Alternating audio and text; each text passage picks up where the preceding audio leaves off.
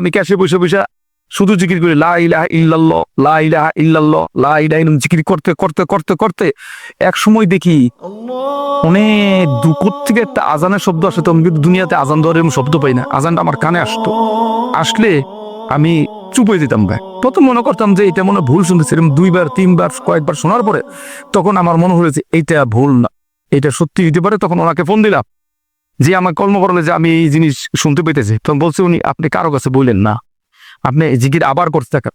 আবার জিকির করতে করতে করতে করতে করতে কিছুদিন পরে যখন আজান দেয় আমার শরীর ধিম করে ঝাড়ি মারে, এরকম ঝাড়ি মারে। তো প্রথম 2-1 দিন হওয়ার পরে আমি মনে করছি এটা মনে ভুল। আর কয়েকদিন দেখার পরে ওনাকে আবার ফোন দিলাম। ফোন দেওয়ার পরে উনি আমাকে বলতেছে যে আপনি কি চান, আপনার মন কি চায়? তাই আমি বললাম আমার মন চায় মুসলমানদের মতো, মুসলমানরা যে মসজিদে সলাত আদায় করে, হ্যাঁ সেইভাবে সলাত আদায় করা, মানে নামাজ আদায় করতে আমার মন চায়। তো উনি হাসিয়ে দিল। দেখেন উনি কিন্তু আমাকে জোর করে নাই নামাজ পড়ার জন্য, উনি আমাকে কখনোই জোর করে নাই। দেখেন উনি আমাকে কিভাবে আস্তে আস্তে সঠিক পথে নিয়ে আসতেছে, আল্লাহর দয়া উনি।